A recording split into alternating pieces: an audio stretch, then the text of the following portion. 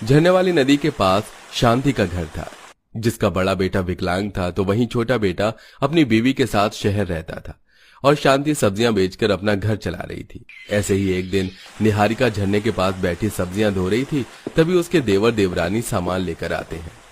अच्छा हुआ नेहा जो तुम देवर जी के साथ आ गई, वैसे भी बहुत गर्मी है यहाँ, तुम्हें गर्मी नहीं लगेगी। आखिर झरने वाली नदी के पास जो तुम्हारा ससुराल है। अच्छा तुम दोनों सामान अंदर रखो, हाथ पैर धो और झरने के पास बैठो, मैं खाना लगा देती हूँ। निहारिका के कहने पर नेहा और दिवाकर मुंह हाथ धोकर झरने के पास जाकर बैठ जाते हैं। कुछ ही देर में निहारिका उनके लिए खाना लेकर आती है, जिससे दोनों खाते हैं। तभी शांति सब्जी बेचकर घर आती है। माँ आ गई आप सब्जी बेच के, कैसी हैं आप? माँ जी अब आपकी उम्र हो रही है, अब तो सब्जी बेचने का काम छोड़ दीजिए और सब्जी वाली जमीन बेचकर दोनों बेटों को बराबर का हिस्सा दे दीजिए। बहू कैसी बात कर रही है, सब्जी बेचकर ही तो घर चल रहा है, ले देकर अब एक छोटी सी जमीन बची है। एक तो बुढ़िया ना बंटवारा कर रही है और ना ही झरने के पास वाला घर छोड़ रही है। पर कोई बात नहीं, अब आ गई हूँ ना, मैं इतना कलेश करूंगी कि खुद बुढ़िया बंटवारा करेगी। जहाँ निहारिका और शांति नेहा को देख खुश थे, तो वहीं नेहा बंटवारे के बारे में ही सोच रही होती है। इसी तरह कुछ दिन बीत जाते हैं। नेहा तुम थोड़ा खाना देख लेना, मैं तुम्हारे जेठ जी को दवाई दे दी है, वो सो रहे हैं और थोड़े से बर्तन है, तुम झरने के पास बैठकर धो लेना। मैं माँ जी के साथ सब्जी तोड़ने जा रही हूँ, शाम होने को है, माँ जी को सब्जी बेचने जाना है। दीदी आप तो जानती है मैं किसी भी काम के लिए मना नहीं करती, पर आज मेरे भी ना सर में दर्द हो रहा है। कोई बात नहीं बहू, तू आराम कर। निहारिका बहू तू घर में ही रह, मैं अकेले सब संभाल लूंगी। इतना बोलकर शांति खेत जाती है और वहां से कुछ सब्जी तोड़कर अपने ठेले पर सजाती है और वहीं से बाजार उन्हें बेचने के लिए चली जाती है। तो वहीं दूसरी ओर निहारिका अकेले अपने पति का ख्याल रखती है और झरने के पास बैठकर बर्तन धोती है। कुछ देर में वो खाना बनाती है और रात में सब्जियां बेचकर शांति घर आती है और आज उसकी तबीयत कुछ ठीक नहीं लगती। दीदी माँ जी की तबीयत बहुत खराब है, माँ जी अब आप बीमार रहने लगी हैं। भगवान न करे अगर कल को आपको कुछ हो गया तो ये झरना और खेत किस काम का। अभी मौका है, आप या तो बंटवारा कर दीजिए या तो फिर सब्जी वाली जमीन को बेच दीजिए। नेहा हर समय तुम बंटवारे की ही बात क्यों करती हो? मुझे जमीन बेचकर अपने कारोबार के लिए पैसे नहीं चाहिए। दिवाकर की डांट खाकर नेहा चुप हो जाती है और अगली सुबह बेचारी अकेली निहारिका घर के सारे काम खत्म करती है और खेत जाकर सब्जियां तोड़ कर लाती है और झरने के पास बैठकर सारी सब्जियां धोती है। नेहा माँ जी की तबीयत ठीक नहीं है, आज उनके बदले मैं जा रही हूँ सब्जी बेचने। मेरी गैर मौजूदगी में माँ जी का ख्याल रखना। मैंने घर के सारे काम कर दिए, तुम बस कपड़े धो लेना यहाँ बैठकर। ना बाबा ना, मैं कोई रिस्क नहीं लेना चाहती। झरने का पानी कितना तेज गिरता है, कपड़े धोते हुए अगर मेरा पैर फिसल गया और मैं डूब गई तो। कोई बात नहीं बहू, तो कुछ मत करना, 1-2 दिन में जब मैं ठीक हो जाऊंगी तो बड़ी बहू खुद ही संभाल लेगी। नेहा हमेशा काम से बचने के लिए बहाने बनाती है और उस दिन निहारिका बाजार जाती है तो वहीं अपनी सास को सोता देख नेहा मौके का फायदा उठाती है और झरने में नहाने लगती है। माँ जी तो सो रही हैं और जेठ जी तो कभी बिस्तर से ही नहीं उठते। दिवाकर भी नहीं, कितना अच्छा लग रहा है झरने में नहाने में। इन लोगों को सच भी नहीं बता सकती कि मुझे झरने में नहाना कितना पसंद है।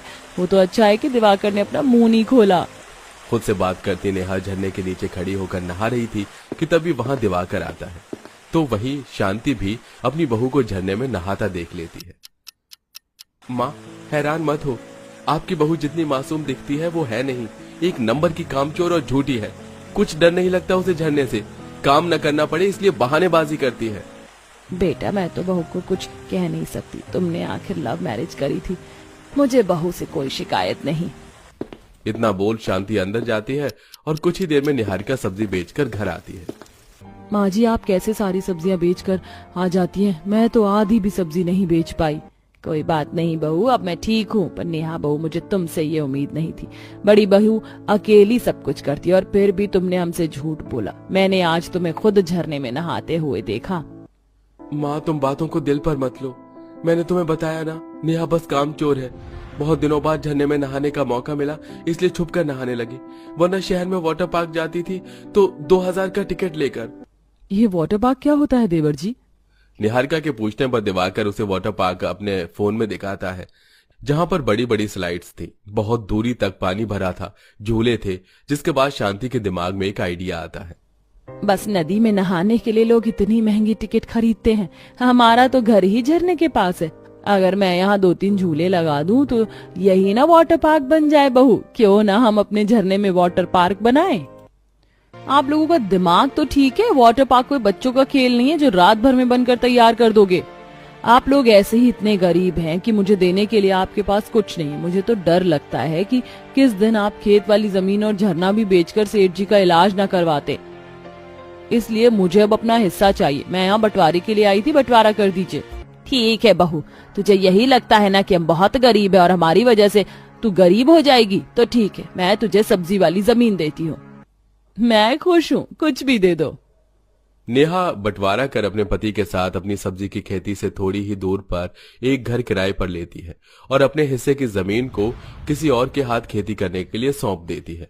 तो वहीं दोनों सास बहू झरने के पीछे जंगल से रात भर लकड़ियां काटती हैं। माँ जी, आपने जो वाटर पार्क बनाने का फैसला लिया, क्या वो सही है? क्योंकि हमने तो अपनी सब्जियों की जमीन भी देवरानी जी को दे दी, अब सब्जियां कैसे बिकेंगी? बहू तो डर मत, हमें बस थोड़ी मेहनत करनी है। एक बार मेरा झरना वाटर पार्क बन जाए, फिर देखना कितने लोग आते हैं। और रही सब्जी की बात, तो मेरे पास इतने पैसे हैं अभी कि मैं मार्केट से सब्जी लाकर उन्हें बाजार में बेच सकूं। दोनों सास बहू बातें करते हुए सारी रात उठकर लकड़ियां काटती हैं और सबसे पहले झरने में खंबे गाड़ कर झूले और स्लाइड तैयार करती हैं। माँ जी, हमने झूले और स्लाइड्स तो तैयार कर दिए, झरना भी हमारे पास है, पर स्विमिंग पूल तो है ही नहीं और ना ही स्विमिंग ट्यूब। बहू, कबाड़ी वाले भैया है ना, उनके पास बहुत सारे टायर पड़े रहते हैं। मैं वही टायर लाऊंगी और उन्हें कलर कर दूंगी। और रही स्विमिंग पूल, तो हम दोनों सास बहू आज ही गड्ढा करेंगे। मैं शर्मा जी से उनकी टूटी हुई टाइल लेकर आती हूँ। इतना बोलकर शांति कबाड़ी वाले के पास जाती है और वहां से 8-10 टायर लेकर उन पर रंग कर देती है। साथ ही निहारिका भी अपनी पड़ोसन के पास जाती है और उनसे उनकी टूटी हुई टाइल लेती है। और ये देख नेहा निहारिका पर हंसने लगती है। जेठानी जी, जुगाड़ से नहीं पैसों से वाटर पार्क बनता, और मैंने सुना है कि कुछ दिनों से माँ जी बाजार नहीं जा रही। चिंता मत करो, अब माँ जी बाजार नहीं बल्कि बाजार के लोग माँ जी के पास आएंगे और अब हम सब्जी भी बेचेंगे और वाटर पार्क की टिकट भी। दिल करे तो आ जाना। निहारिका की बातें सुनकर नेहा का मुंह बन जाता है। इस तरह कुछ दिन बीत जाते हैं और दोनों सास बहू दिन रात मेहनत करती हैं और टाइम लगाकर स्विमिंग पूल तैयार करती हैं। माँ जी, आखिरकार हमारा वाटर पार्क बनकर तैयार हो गया। आज आप सब्जी बेचने जा सकती हैं। बहू, अब तो अपनी सास की मार्केटिंग देखना, कैसे मैं सब्जियों के साथ वाटर पार्क की टिकट बेचती हूँ। सास बहू सब्जी का ठेला तैयार करते हैं और शांति बाजार सब्जी बेचने जाती है। बहन, इतने दिनों से कहाँ चली गई थी, आज आई हो सब्जी बेचने? हाँ बहन, क्योंकि मैंने अपना नया कारोबार शुरू करा है वाटर पार्क का, बस उसी में लगी थी। सिर्फ 200 रुपए की टिकट है, वहाँ झूले भी हैं, झरना भी है, नदी भी और स्विमिंग पूल भी। उसमें बच्चे बूढ़े जवान सब मजे कर सकते हैं। आकर देखना जरूर मेरा वाटर पार्क। इस तरह शांति अपने सभी ग्राहकों को अपने वाटर पार्क के बारे में बताती है और हर कोई अगले दिन उसका वाटर पार्क देखने आता है। अरे वाह अम्मा, तुमने तो बहुत अच्छा वाटर पार्क बनाया है। और यहाँ खाने की खुशबू कैसी? बेटा, अगर तुम 300 का टिकट लोगे तो तुम्हें खाना भी मिलेगा, और खाने में नूडल्स, मोमोज, फ्राइड राइस जैसी चीज जो बिल्कुल हेल्दी हैं। वहाँ आए सभी को शांति का वाटर पार्क काफी पसंद आता है और वो लोग 300 रुपए देकर वाटर पार्क की टिकट लेते हैं। अब कुछ लोग स्लाइड करते हैं, तो कुछ स्विमिंग पूल में नहाते हैं, तो वहीं कुछ झरने का मजा लेते हैं और कुछ वाटर पार्क एंजॉय करके झरने के ही पास टेबल पर बैठकर खाना खाते हैं। पापा, ये वाटर पार्क कितना अच्छा है ना, मजा आ गया। मैं अगले संडे यहाँ फिर आऊंगा। अरे मैं क्या कह रही थी, घर चलते हुए सब्जी भी लेते जाते हैं। घर में एक भी सब्जी नहीं है, मैं इतना ज्यादा थक गई कि बाजार जाने की हिम्मत नहीं है अब। इस तरह शांति का न सिर्फ वाटर पार्क बल्कि सब्जी का काम भी चलता है। वहाँ आए लोग वाटर पार्क के मजे करके घर जाते हुए सब्जी भी खरीद कर जाते हैं। और जब इस बारे में नेहा को पता चलता है तो वो दूर से खड़ी होकर अपनी सास का वाटर पार्क देखती है और तभी वहां दिवाकर आकर उससे कहता है, क्यों अंदर ही अंदर पछतावा हो रहा है ना बंटवारा करके?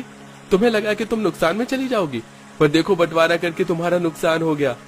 मैं तो अपनी माँ का लाडला हूँ, मैंने तो बंटवारे की बात ही नहीं करी। मैं तो चला वाटर पार्क एंजॉय करने, तुम यहीं जलती रहो। दिवाकर अपनी बीवी पर तंज कसता है और वाटर पार्क में एंजॉय करने लगता है। तो वहीं नेहा ये सब कुछ खड़ी खड़ी बस देखती रहती है। ओहो बाबा, बहुत गर्मी लग रही है ना? अब बेटा गर्मी है तो लगेगी ही, और इस घोर जंगल में तो और भी ज्यादा गर्मी महसूस होती है। आसपास कोई घर वर तो है ही नहीं। सारा दिन ये जंगल तप तप कर आग ही तो बरसाता है। इस गर्मी से तो सारी बोई हुई फसल भी खराब होती जा रही है। उधर चाय का बुरा हाल हो गया है और इधर आलू का बुरा हाल है। सही बोल रहे हो बाबा। एक तरफ रितेश अपने खेतों को देखकर परेशान था तो वहीं दूसरी तरफ उसकी बहन। हे भगवान, इस गर्मी में कपड़े तो रखे रखे ही सूख गए। जंगल में वक्त गुजारना बड़ा ही मुश्किल है। सही बोल रही हो सोनाली, जरा मुझे तो देखो, मैं तो सर से पांव तक पसीने में नहा रही हूँ। यहाँ चूल्हे पर बैठकर हालत खराब हो रखी है। सभी का ऐसे ही बुरा हाल हो रहा था। ये है स्वरा का ससुराल जो कि जंगल में बसा हुआ था। उसके परिवार में उसकी सास, ससुर, ननद, पति और एक बेटी थी। स्वरा के घर वालों ने जंगल को ही अपना संसार बनाया हुआ था। उसका पति जंगल की ही थोड़ी थोड़ी जमीन पर खेती करता था। स्वरा की छोटी सी लकड़ी की कुटिया भी जंगल में ही थी और बाकी के सभी काम भी वो जंगल में ही करते थे। अब गर्मी का मौसम था जो उन सभी पर बड़ा भारी पड़ रहा था। अच्छा है ये खाना बन गया। रितेश जी, बाबा, सोनाली, सभी आ जाइए, खाना खा लीजिए। चल रितेश बेटा, ये मेहनत बाद में हो जाएगी, अभी पहले पेट पूजा कर लेते हैं। अनिकेतन रितेश को भी ले आया और स्वरा ने खाना लगा दिया। पूरा परिवार अभी जमीन पर बैठकर खाना ही खा रहा था कि रितेश बोला, क्या खा लो ऐसी गर्मी में खाना वाना। आज पूरे 3 साल हो गए हैं दुनिया से कटकर इस तरह की जिंदगी जीते हुए, वो भी जंगल की। 3 सालों से ना अच्छा खाने को मिला है और ना ही सुकून की सांस आई है। रितेश जी, इस तरह खाने पर गुस्सा नहीं निकालते हैं। अब गुस्सा आ रहा है तो किस पर निकालूं? स्वरा, पता है जब हम इस जंगल में आए थे तो मैंने हर रोज इस उम्मीद के साथ आंखें खोली थी कि काश आज का दिन अच्छा होगा। लेकिन उम्मीद की भी हद हो गई, सब्र की इंतहा हो गई। अब मुझे नहीं लगता कि कुछ भी बदलेगा। आज भी नहीं भूल पाता हूँ मैं उस मनहूस दिन को जब हमसे हमारा सब कुछ छिन गया था और इस बर्बादी की शुरुआत हुई थी। माँ जी देखिए, मैं आपके लिए साड़ी लेकर आ रही हूँ और आज तो बाजार में खाने पीने की भी बड़ी चीजें थी तो मैं एक पन्नी भरकर ग्रोसरी का सामान भी ले आई। क्या बात है माँ जी, आप रो रही हो क्या? बहू, सब कुछ खत्म हो गया बहू, सब बर्बाद हो गया। तू अपने पति पर से विश्वास ना उठाना, इसमें उसकी कोई गलती नहीं है। क्या बोल रही हो माँ जी, मेरी कुछ समझ नहीं आ रहा, क्या हुआ है? स्वरा, अब हमारा इस घर से जाने का वक्त है। मैंने कुछ गलत नहीं किया है, लेकिन एक इल्जाम लग जाने की वजह से मुझे ये घर छोड़ना होगा। कैसा इल्जाम? क्या बात हो रही है यहाँ? रितेश जी कुछ तो बताइए। मैं बताता हूँ ना भाभी, ये रितेश क्या अपने मुंह से बताएगा। कंपनी से बहुत सारे पैसे गायब हुए हैं, वो भी उस अकाउंट से जिसको आपके पतिदेव रितेश जी हैंडल करते थे। सभी अच्छी तरह से अच्छे से छानबीन हो गई है और हर सुराग यही बता रहा है कि किसी और के चोरी कर पाने की आशंका ही नहीं है। अगर कोई चोर है तो वो आपके पतिदेव ही है और इसी वजह से हम आपका घर, आपका सामान, आपका बैंक बैलेंस और सब कुछ जब्त कर रहे हैं।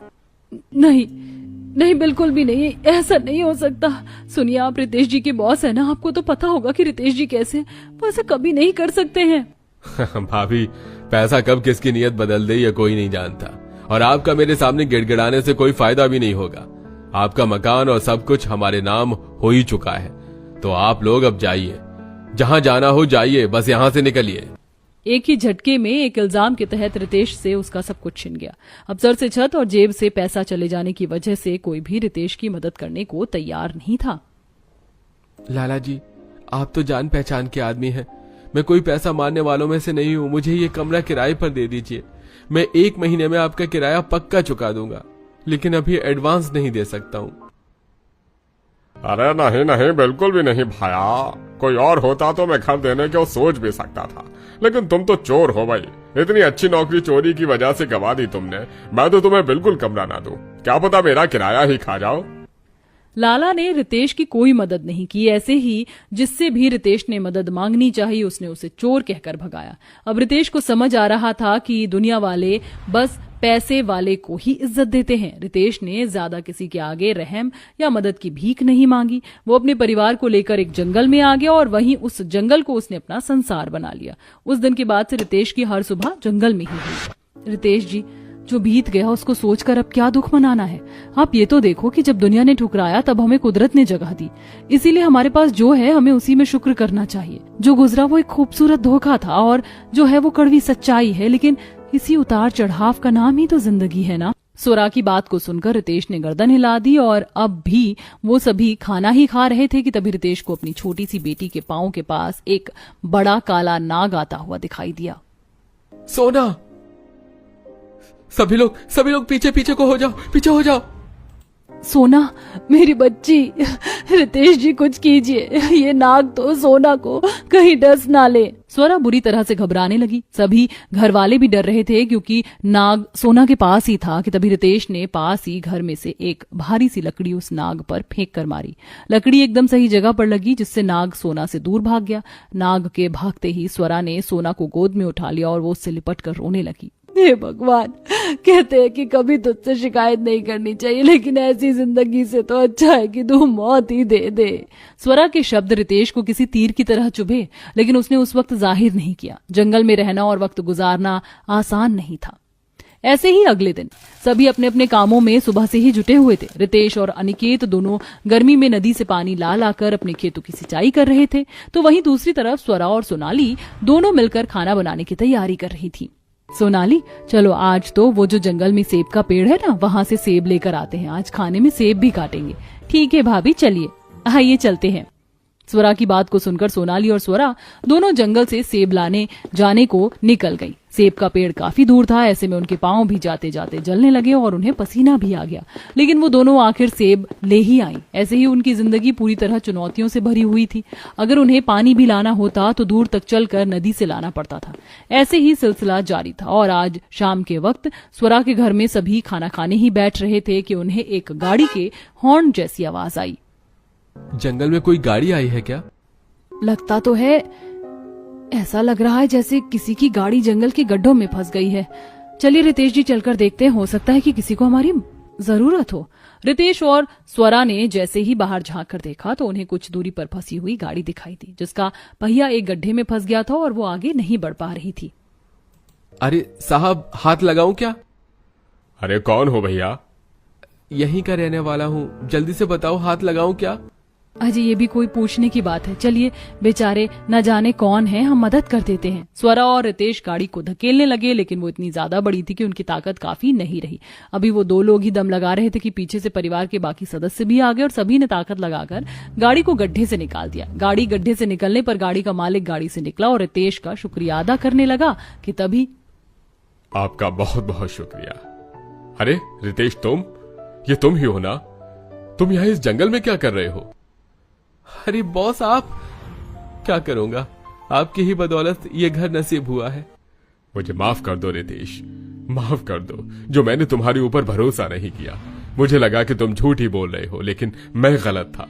तुम्हें काम से निकालने के 1 महीने बाद असली चोर पकड़ा गया, जिसके बाद मुझे काफी दुख हुआ। मैंने तुम्हारे रिश्तेदारों और पड़ोसियों से तुम्हारा पता भी पूछा, लेकिन किसी ने भी मुझे कुछ नहीं बताया। आज तुम मुझे देखो, कैसे इत्तेफाक से मिल गए। चलो रितेश, वापस चलो, मैं तुम्हें वापस लेकर जाना चाहता हूं। नहीं, मैं यहां से कहीं नहीं जाऊंगा। ये जंगल मेरा संसार बन चुका है।